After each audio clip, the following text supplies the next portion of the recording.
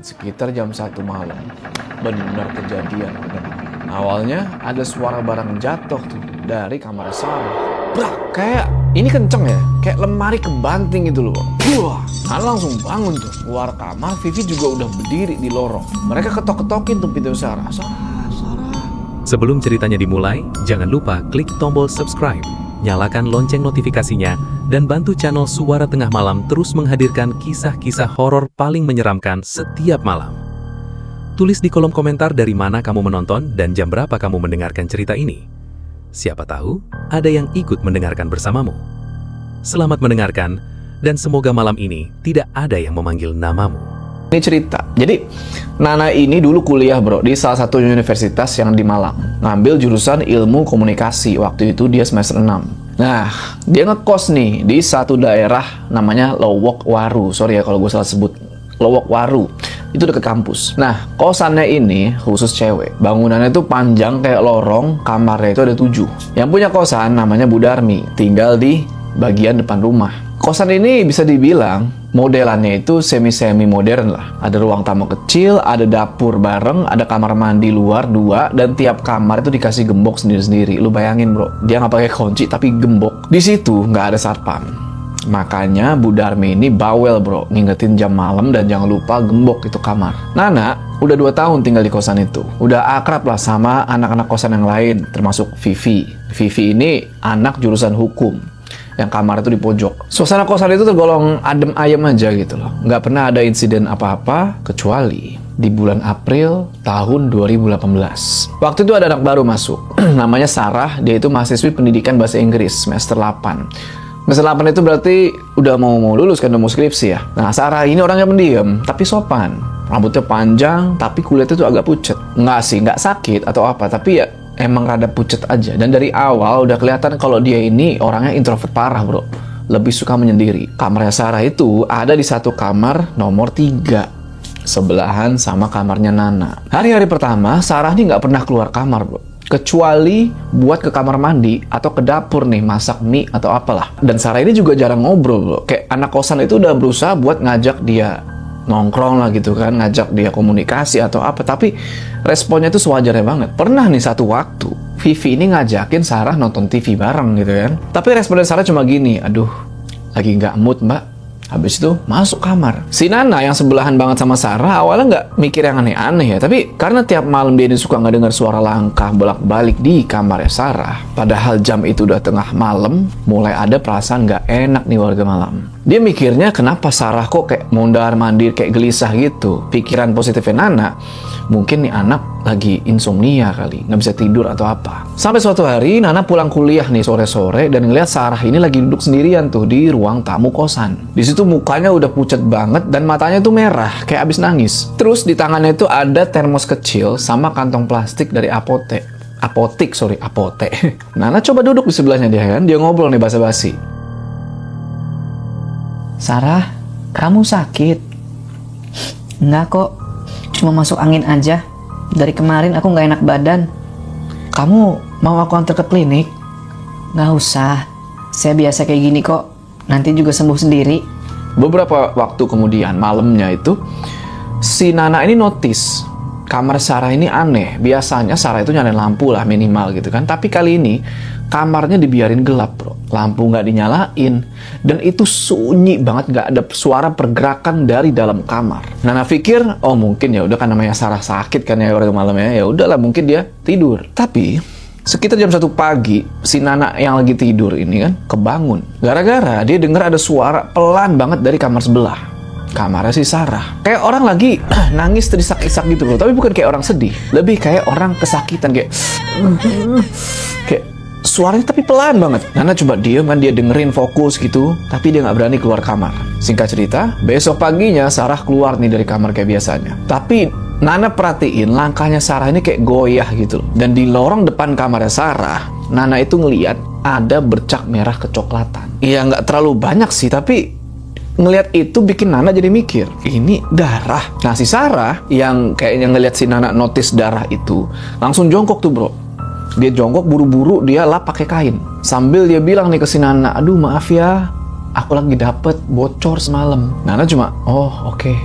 Tapi Nana tahu dia feelingnya kuat banget nih bro. Dari cara si Sarah jalan, dari mukanya pucat, dan dari matanya yang sayu, ini ada yang nggak beres sama nih anak. Ternyata emang bener, itu baru awalnya aja. Nah setelah malam itu, si Nana jadi makin sering nih merhatiin si Sarah. Bukan karena dia curiga atau apa, tapi dia tuh kayak khawatir gitu, takut nih anak kenapa-napa. Soalnya Sarah ini makin aneh bro, dari hari ke hari, minggu ke minggu. Makin aneh, muka makin pucat, mata udah celong hitam di sini bro, buset dah. Badannya juga makin lama makin kurus, tapi bagian perutnya membesar. Walaupun belum besar-besar amat ya, tapi kelihatan lah, namanya orang kurus, kalau perutnya membesar pasti kelihatan dong. Nah, waktu itu Nana ngelihat, ya ini belum besar-besar banget, tapi dia udah bisa notice. Cuma ada 2 kemungkinan nih warga malam. Badan kurus, perut gede, entah hamil atau busung lapar. Terus Sarah ini juga sering banget muntah-muntah. Biasanya pagi-pagi atau abis makan, muntah tuh dia. Tapi muntahnya itu bukan yang biasa. Kadang abis kayak gitu dia tuh nangis, terus kayak lemes, terus masuk kamar aja tuh kayak gak pakai ngomong apa-apa. Si Vivi nih, ya kan, ngegosip dia bilang, jangan-jangan si Sarah hamil. Soalnya muntahnya itu kayak orang ngidam. Tapi Nana bilang, jangan gitu, kita kan belum tahu kebenarannya gimana. Nanti kalau Sarah denger gak enak. Tapi sebenarnya jujur nih bro ya, dalam hati ya si Nana juga mikir hal yang sama. Soalnya gejala hamil itu kan bener-bener beda lah. Sampai suatu sore nih, Sarah pulang dari kampus. Dan itu pun sebenarnya Sarah ini udah jarang banget ke kampus warga malam. Dan tiba-tiba pas pulang dari kampus terus nyampe kosan, pingsan dia di kamar mandi. Untungnya penghuni kosan yang lain nemuin nih bro. Ditemuin di kamar mandi, kondisi udah terbaring di lantai, mukanya pucat, bibirnya biru, dan ada sedikit bercak darah di lantai. Bu Darmi langsung panik di situ kan, karena waktu si Sarah dibopong nih ke kamar sama tukang becak tuh yang biasa nongkrong depan kos. Jadi Bu Darmi minta bantuan tuh sama tukang becak. Setelah dibopong balik ke kamar, si Bu Darmi, si ibu kos ini sempet manggilin tukang urut. Karena Sarah setelah sadar sebenarnya pengen diajak ke klinik nih warga malam, cuma nggak mau dia. Ya udah akhirnya dipanggil lah tukang urut ke situ. Katanya si Sarah, udah Bu, saya cuma masuk angin, gak usah ke dokter. Malam itu, si Nana nemenin Sarah. Dia duduk di lantai itu sambil ngipasin Sarah yang ternyata lagi demam tinggi malam itu. Nana coba tanya nih pelan-pelan. Sar, kamu kenapa sih? Cerita deh. Aku gak bakal ngomong ke siapa-siapa. Aku telat haid, Nak. Udah 2 bulan lebih. Aku takut. Jadi maksud kamu hamil? Aku udah tes pack 2 kali, garisnya 2 semua, tapi aku belum ke dokter. Aku nggak punya siapa-siapa di sini. Pacarmu, Dion, dia kuliah di Jogja. Dulu janji mau tanggung jawab, tapi sejak aku ngabarin, dia nggak pernah bales. Sekarang dia malah ganti nomor. Ya udah, kita cari solusi sama-sama ya. Kamu nggak sendirian kok. Sarah cuma ngangguk-ngangguk aja di situ, nggak jawab apa-apa, tapi Nana bisa perhatiin kalau Sarah ini kayaknya punya rencana lain. Nah, beberapa hari setelahnya, Sarah mulai sibuk sendiri tuh di kamar. Dia jadi jarang keluar, bahkan buat makan aja tuh jarang banget. Nana denger, Sarah ini suka teleponan malam-malam, cuma nggak tahu sama siapa. Dan ketika si Nana tanya, dia sih bilangnya ya ini cuman SMA aja, nanya-nanya lagi ngobrolin soal skripsi. Nah, yang aneh, suatu pagi, Nana ini ngeliat ada paket yang tergeletak di depan kamarnya Sarah. Nggak ada label yang jelas, cuma kardus kecil yang diganjel sama tisu. Pas dibawa masuk itu paket ke dalam kamar, Sarah kunci pintu, nggak keluar-keluar lagi tuh sampai sore. Nah, Nana makin nggak enak hati lah di situ. Dia mikir jadi kemana-mana nih kan, takutnya Sarah ini berencana untuk menghilangkan kandungannya bro. Nah, singkat cerita, malam harinya waktu Nana keluar kamar nih buat ambil air, dia itu sempat ngelihat ke celah bawah pintu kamarnya Sarah. Lampunya nyala di situ, tapi suasananya itu sepi banget. Dan di momen itu Nana nggak dengar suara kecil dari dalam kamar. Kayak Sarah ini lagi nangis tuh. Bukan kayak nangis kejar gitu, bukan. Lebih nangis pelan dan kayak nahan sesuatu kayak. Nah, besoknya Nana ngelihat Sarah ini makin lemes, matanya bengkak, dan dia jalan sambil nahan perut itu, sambil megangin perutnya. Tapi begitu ditanya sama Nana, tetap dia nggak mau cerita apa-apa. Nana coba tanyain pelan-pelan.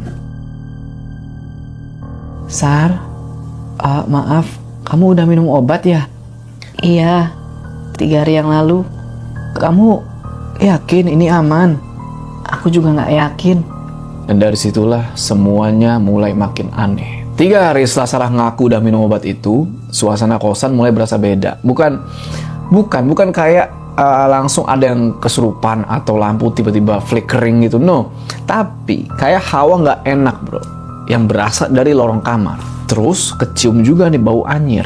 Cuma bukan bau anyir darah biasa, ini baunya lebih tajam, sangat-sangat menyengat, dan yang janggalnya adalah bau ini kalau malam makin berasa. Sarah sendiri kelihatan makin drop, muka dia pucet banget kadang kalau jalan, tangannya sampai kayak pegangan di tembok gitu nyari keseimbangan. Dia sempat bilang ke Nana, ini perutku kok kram terus ya, kadang hilang, kadang ada. Nana bingung lah di sini kan. Secara Sarah ini diajak ke dokter nggak mau cerita ke Bu Darmi si ibu kosan. Takut Sarah ini marah ya kan, karena lu ngapain cerita-cerita gitu. Tapi Nana coba mikir, ya udah mungkin itu perut kram karena efek obat. Cuma jadi pertanyaan warga malam, obat apa nih yang udah diminum?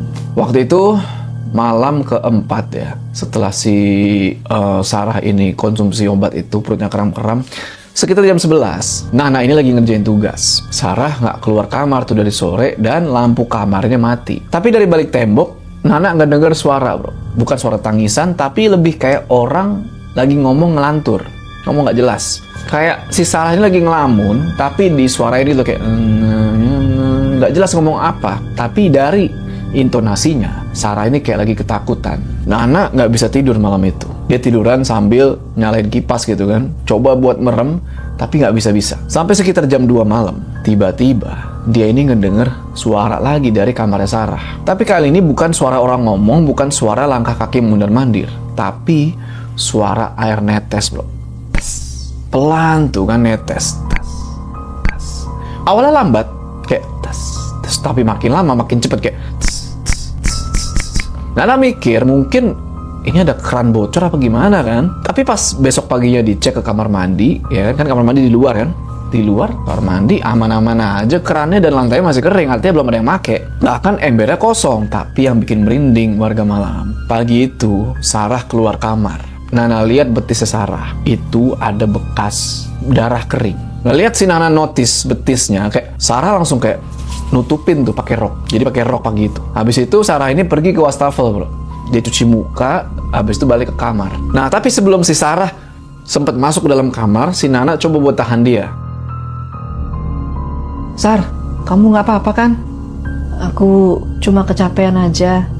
Darahnya udah keluar kemarin. Kayaknya udah selesai. Maksudnya? Sarah nggak jawab apa-apa, dia cuma masuk kamar aja dan nggak keluar lagi sampai malam. Di situ feeling Nana udah kuat banget kalau Sarah ini pasti udah ngehilangin kandungannya dia. Dan yang bikin makin berat, itu bukan cuma soal kondisinya Sarah aja, tapi suasana di kosan itu. Malam-malam makin nggak tenang. Suara dari kamar Sarah itu makin sering kedengeran. Kadang suara bisikan, kadang kayak suara orang ngusap-ngusap tembok, kayak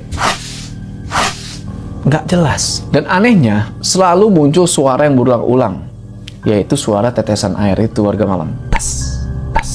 Cuma lagi-lagi nggak tahu di mana yang bocor gitu. Begitu tanyain Sarah bilang nggak denger. Kamar mandi nggak ada yang bocor, keran pada ketutup rapet. Tapi Nana itu yakin banget suaranya itu asalnya dari kamarnya Sarah. Singkat cerita, di malam-malam berikutnya, Nana ini mimpi. Dia mimpi, dia lagi duduk di kasur, tapi suasana kamarnya beda bro. Pokoknya berasa sepi, dingin, dan di pojok ruangan itu ada selimut kecil, tapi kayak kegulung gitu. Dan di dalam gulungan itu keluar suara nangis pelan. Nana yakin banget itu suara bayi. Di sini Nana langsung bangun tuh. Wah, udah keringetan basah semuanya, nafas ngos-ngosan. Dan kamar dia bau anyir banget. Dan setelah mimpi itu, Nana bener-bener mulai ngerasa nggak aman tuh di kosannya sendiri. Bukan karena takut ada setan, tapi lebih kayak dia ngerasa Sarahnya udah mulai nggak stabil bro. Nggak tahu apalagi hal nekat yang bakal dia lakuin. Dan semenjak kejadian darah di lorong itu, Sarah makin sering ngomong sendiri, terutama malam-malam tuh. Nana ngedenger Sarah tuh ngomong sendiri, suaranya kecil, hampir kayak berbisik. Tapi kadang juga agak kenceng dan kedengerannya kayak lagi debat sama diri sendiri. Awalnya Nana mikir Sarah mulai halu nih bro, entah karena mungkin dia sakit atau lagi demam. Tapi kalau demam biasanya kan ngomongnya cuma kayak meracau gitu kan. Tapi ini ngomongnya jelas. Dan kenapa kalimat-kalimatnya itu kayak mengajak ngobrol seseorang. Pernah satu malam, Nana ini lagi mau tidur. Tiba-tiba dia denger suaranya Sarah tuh dari balik tembok. Yang Nana denger kayak gini. Kamu sakit ya? Maaf ya, aku nggak tahu kamu bakal kesakitan begini. Suara itu jelas banget. Dan setelah itu kedengaran bunyi pelan kayak suara orang yang mengusap sesuatu di lantai kayak set. Terus Sarah kedengeran ngomong sambil berbisik. Jangan ganggu aku ya. Aku cuma pengen hidup tenang. Nana cuma diem aja tuh. Dia nggak tahu harus gimana, pengen ngadu ke ibu kos, takut dikira lebay. Tapi makin ditahan, semakin banyak hal janggal yang muncul. Kayak sekarang muncul lagi suara baru, suara kayak duk-duk dari bawah kasur. Terus bau amis tuh bro, yang datang dan pergi, dan yang paling nggak masuk akal adalah suara tangisan bayi. Besok paginya, Nana udah nggak tahan. Dia ketok tuh kamar Sarah, awalnya nggak ada jawaban. Tapi setelah 5 menit, akhirnya dibuka di pintu. Keluar nih Sarah, tapi di situ Sarah penampilannya udah kacau banget. Kayak orang stres bro, gimana sih? Rambut udah berantakan, matanya bengkak, bajunya itu udah kena bercak darah di bagian bawah. Awalnya Nana sempet kayak, aduh nggak jadi nanya deh. Tapi akhirnya ditanya juga. Sar, kamu dengar suara bayi nggak tadi malam? Aku kira aku aja yang dengar. Berarti kamu juga dengar? Setiap malam jam 3. Kadang suaranya dekat banget, kayak dari bawah kasur. Kadang cuma bisik-bisik. Nah, kamu percaya nggak kalau aku ngerasa dia belum pergi? Aku nggak tahu, Sar. Tapi kamu butuh istirahat. Mungkin kamu trauma. Tubuh kamu juga lagi masa pemulihan. Kamu butuh bantuan. Sudah terlambat untuk minta bantuan. Malamnya, Nana cerita ke Vivi. Mereka berdua akhirnya sepakat nih buat cerita ke Bu Darmi. Tapi sebelum sempat ngomong, malam itu kejadian paling serem justru kejadian warga malam. Kira-kira jam 3:30 pagi. Nana ini lagi setengah tidur, setengah bangun. Kayak nggak bisa nyenyak lah tidurnya. Kamar lampu mati. Cuma ada cahaya bulan nih yang masuk dari luar jendela. Tiba-tiba, dia ngedenger pintunya diketok. Ketokannya pelan, tapi ya kaget lah bro, 3:30. Akhirnya Nana bangkit dari kasur, dia jalan ke pintu, tapi sebelum dia buka, dia nanya, siapa ya? Gak ada jawaban. Akhirnya dia keluar sedikit, selingak-selinguk gitu kan, set.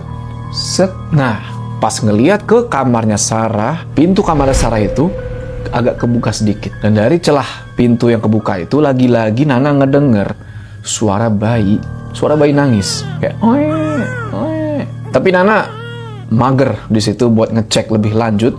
Akhirnya dia tutup lagi pintunya, dia kunci, dia balik ke atas kasur tuh. Paginya, dia sama Vivi lapor nih ke Bu Darmi. Dan hari itu, si Sarah kesurupan bro. Kesurupannya tuh kayak, apa ya? Kayak nangis-nangis, terus meracau gitu loh. Cuma gak lama kemudian, kayak sadar. Nah, jadi pertanyaan adalah, ini kesurupan atau histeria gitu kan? Setelah kejadian ketukan pintu itu, Nana udah gak bisa santai lagi. Setiap malam dia tidur tuh nempelin headset di kuping, supaya dia nggak ngedengar suara-suara aneh. Tapi tetap aja bro, udah pakai headset yang aneh, dia masih suka dengar-dengar suara dari kamar Sarah.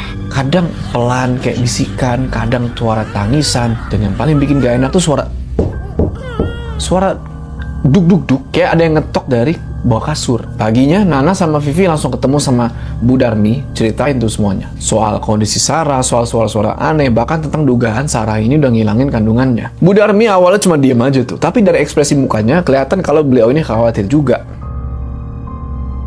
Kalau memang anak itu habis ngelakuin hal seperti itu, mungkin batinnya lagi terganggu. Bisa jadi itu membuat pintu terbuka. Nana nggak ngerti maksudnya apa, tapi siang itu Bu Darmi minta izin buat masuk ke kamar Sarah, mau ngecek langsung. Sarah awalnya nolak, tapi Bu Darmi maksa, akhirnya dibuka juga tuh pintu. Nana ikut ngintip tuh dari balik pintu.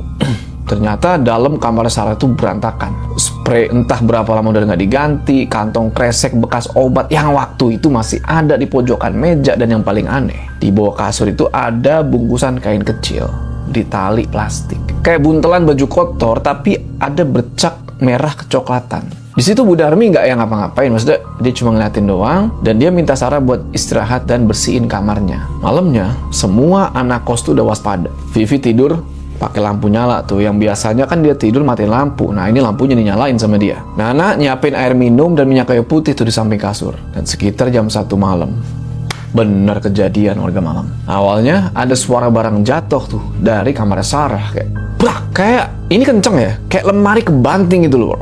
Wah, Nana langsung bangun tuh, keluar kamar. Vivi juga udah berdiri di lorong. Mereka ketok-ketokin tuh pintu Sarah, tapi nggak dibukain. Sampai tiba-tiba Dari dalam, Sarah teriak. Jangan dekat-dekat. Aku nggak mau lihat lagi. Kayak nada marah gitu kan, dan disusul sama suara tangisan. Bu Darmi keluar tuh dari kamar depan, dia panik juga tuh kan sambil bawa kunci cadangan. Nah begitu pintu kamar Sarah dibuka, dia itu lagi meringkuk di pojokan kamar, badannya udah gemeteran, bajunya lecek parah, dan dia lagi kayak megangin kepala gitu, kayak lagi pusing banget. Matanya melotot, tapi tatapannya kosong, kayak ini orang kenapa lagi gitu kan. Dan dia meracau lagi nih warga malam. Maaf. Saya cuma takut. Saya nggak siap waktu itu. Saya beneran nggak siap. Anak-anak kos udah pada ngumpul tuh kan, karena lumayan gaduh, beberapa sampai nangis, cewek gitu kan. Vivi udah ngeluarin HP, coba buat ngubungi seseorang, tapi yang aneh, waktu itu nggak ada sinyal. Akhirnya Bu Darmi panggil Pak Lurah nih bro, yang tinggal di ujung gang. Nah, nggak lama, Pak Lurah datang tuh, bawa Ustadz dari musola. Singkat cerita, si Ustadz ini masuk ke kamar. Dan ketika si Ustadz masuk kamar, Sarah langsung teriak tuh bro, "Jangan bawa dia marah." Yang marah nih, dia siapa nih yang dimaksud? Tapi si Ustadz itu tetap di dalam, dia baca-baca surat pendek, dia baca ayat kursi. Dan di tengah-tengah lagi dibacain kayak gitu, si Sarah nih teriak-teriak. Sampai badannya itu nendang-nendang, kakinya kejang-kejang. Dan tangan kirinya itu kayak neken-neken perutnya sendiri. Dia teriak, Jangan sentuh dia. Sakit. Dia masih ada di dalam. si Ustadz di situ terus baca ayat-ayat gitu kan, dan coba buat nenangin yang lain. Tapi Sarah terus teriak-teriak. Sampai akhirnya dia ambruk tuh. Sambil ngos-ngosan, gak lama dia nangis nih. Saya cuma mau kuliah selesai. Saya nggak mau punya anak. Saya nggak siap. Setelah kira-kira setengah jam, Sarah mulai tenang. Tapi matanya di situ udah bengkak banget, dan dia nggak ngomong lagi apa-apa. Bu Darmi mutusin buat ngebawa Sarah ini ke klinik besok pagi. Dan malam itu Sarah dijagain tuh di ruang depan. Dia nggak boleh tidur sendirian. Yang jagain udah pasti Nana. Dijaga itu sampai jam 4 pagi. Dia duduk di sebelahnya Sarah. Setelah malam itu, suasana kosan benar-benar berubah. Sarah udah nggak balik ke kamarnya. Dan selama 2 malam, dia tidur di ruang depan deket dapur. Ditemenin sama Bu Darmi. Kadang kalau Bu Darmi lagi nggak bisa, si Nana tuh yang nemenin. Sarah di situ badannya masih lemes. Matanya masih sayu. Dan dia hampir nggak ngomong sama sekali. Di hari ketiga setelah kejadian itu, keluarga Sarah datang nih bro. Dari daerah Lumajang kalau nggak salah. Ibunya masuk tuh ke dalam kamar, ketemu Sarah, mukanya udah panik, dipelukin tuh Sarah. Mereka datang bawa mobil dan rencananya mau bawa pulang Sarah hari itu juga. Nah sebelum berangkat, Nana sempat manggil Sarah sebentar tuh buat ngobrol. Di depan kamar mereka berdiri berdua. Nana sebenarnya ragu mau ngomong apa, tapi akhirnya dia nekat nanya kayak gini. Sar, sebenarnya yang kamu dengar, yang kamu lihat itu apa? Dia belum pergi, Nak. Aku juga nggak ngerti, tapi aku ngerasa dia masih nempel. Kamu mimpi lagi? Semalam aku mimpi gendong dia, tapi nggak ada mukanya. Badannya kecil, dingin banget. Ya udah, kamu kalau pulang hati-hati ya. Jangan lost kontak. Kamu sehat-sehat ya. Di situ Sarah cuma ngangguk-ngangguk aja. Setelah itu Sarah naik mobil dan langsung pulang tuh sama orang tuanya. Ibunya sempat minta maaf tuh sama Bu Darmi dan anak-anak kos yang lain. Ibunya nggak secara detail ngejelasin apa yang sebenarnya udah terjadi sama Sarah, tapi beliau bilang Sarah ini lagi tertekan karena terlalu capek dan stres kuliah. Semenjak hari itu kamar nomor 3 kosong. Awalnya Bu Darmi nggak langsung nyewain lagi, dibiarin aja tuh kan. Cuma dibersihin aja, diganti spraynya, dan setiap sore lampunya dinyalain. Tapi disinilah warga malam yang aneh. Kamar itu udah kosong, tapi Nana bilang justru kamarnya makin berisik sekarang. Malam pertama setelah kamarnya Sarah itu kosong, Nana bangun di jam 3. Di situ tiba-tiba kupingnya Nana tuh kayak budek bro, mendadak budek. Tapi di satu sisi dia bisa ngedenger suara pelan banget, lagi-lagi suara bayi, tapi bukan nangis, lebih kayak merengek-rengek, dan sumbernya itu dari kamar nomor 3. Nana nggak langsung bangun, dia cuma diem. Dia coba mencerna semuanya. Sampai akhirnya dia keluar kamar, jalan pelan-pelan tuh ke lorong. Dan bener aja, di situ dia ngeliat kamarnya Sarah itu udah kebuka sedikit pintunya. Lampunya nyala, tapi di dalam nggak ada siapa-siapa. Di situ Nana nggak berani ngecek masuk, tapi dia ngeliat ada bayangan di lantai, bro. Setelah itu Nana langsung balik ke kamar. Besoknya Vivi nyamperin Nana ke kamarnya dan ngeluh-ngeluh bro. Dia bilang kalau semalam itu kasurnya bunyi sendiri padahal dia lagi nggak gerak. Terus jam 3 tiba-tiba alarmnya bunyi padahal dia nggak nyetel. Pokoknya Vivi mulai ngerasa kalau kosan itu mulai nggak enak. Nana cuma ngaku-ngaku aja tuh, secara dia pun ngerasain hal yang sama. Nah, beberapa minggu berlalu, Bu Darmi akhirnya mutusin buat nyewain lagi tuh kamar nomor 3. Nah, ada satu mahasiswi baru nih yang masuk situ. Sebut aja namanya Indri, anak farmasi dari luar kota. Indri tidur semalam di kamar itu. Tapi besoknya dia pamit pulang, bro. Ketika ditanya kenapa, Indri cerita kalau dia mimpi gendong bayi. Tapi ini bayi basah semua. Dan dari mulutnya bayi ini keluar cairan merah.